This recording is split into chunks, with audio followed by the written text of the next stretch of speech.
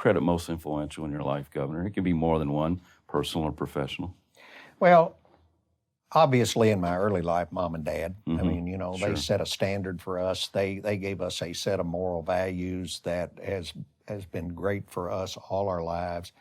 But I'll tell you, in my adult life, Jane Beshear. Yeah. You know, we've been married now 48 years. That's great. And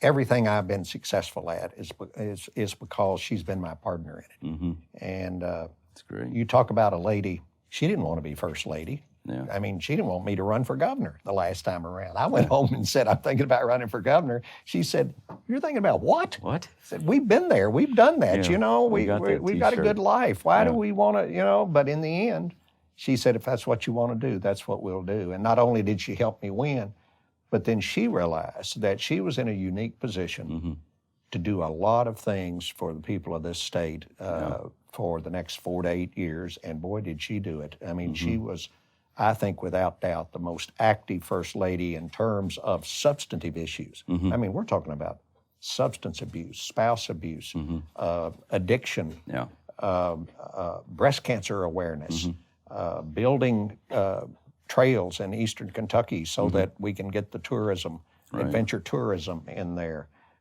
She raised $1 million to renovate the mansion. She, you know, it goes on and on. In my political life, of all things, a Republican president, Teddy Roosevelt. Okay. Of course, I'm a Democrat, but you know what? If it hadn't been for Teddy Roosevelt, I'm not sure I'd have been governor. Really? And let me explain that to you. Okay. You know, I'd like to know. You know, when I was young and got into politics, I got on a roll. Boy, I was winning. I was in the state house, and then I won the attorney general's race, then the lieutenant governor's race. Right. And I was going to be the next governor at 43 years old, and I ran for governor, and boom, I lost. Yeah.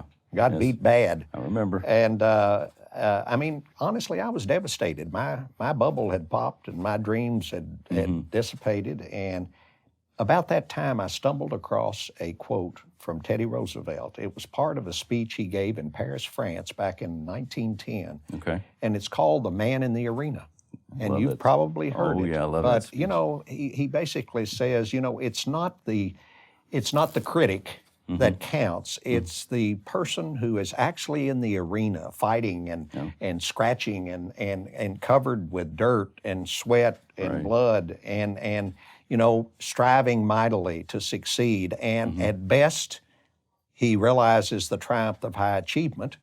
And at worst, he fails, but he fails while daring greatly. And at least, he will not be among those timid souls who never tried. Yep. And so, you know, that was some consolation to me at the time because, yep, I'd failed.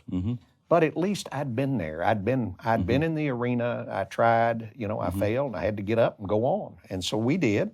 And then 20 years later, when we were trying to get a Democrat to run against the incumbent Republican for governor, they all said no that November of 2006. And then a friend of mine said, well, Steve, I guess you're going to have to run. And I kind of laughed at him. I said, oh, come on. I've been there, you know, that's not going to happen. And he turned around and he handed me a card.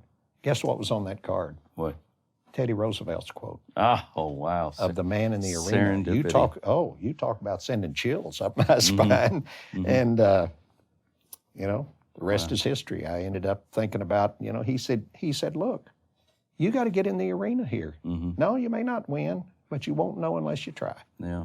And in the end, that's what we did. And I finally experienced that triumph of high achievement. We won. That feeling. And that kind of circles back to what I mentioned earlier when I saw your silhouette in the governor's mansion that night. You know, if it was fulfilled then.